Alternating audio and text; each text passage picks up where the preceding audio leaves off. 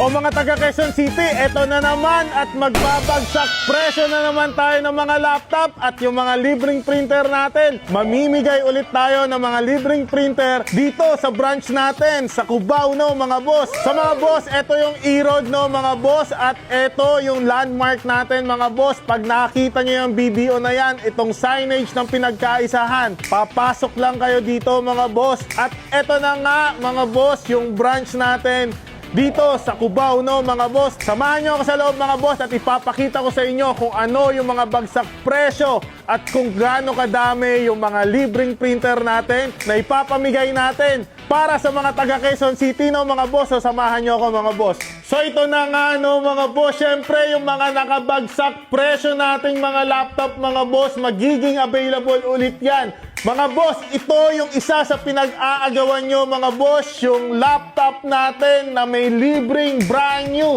na 3-in-1 printer.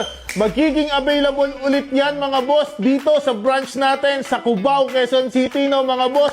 Siyempre mga boss, bibili ka lang ng kahit ano sa mga mid-end to high-end nating mga laptop mga boss at magkakaroon ka na ng brand new 3-in-1 printer, no mga boss.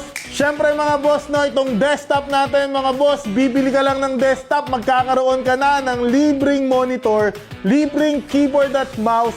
Mga boss, may libre ulit yan na brand new 3-in-1 printer. Kaya mga boss, kung naghahanap kayo ng mga murang laptop at desktop, puntahan nyo na kami sa darating na August 14, 15 at 16. So paano mga boss?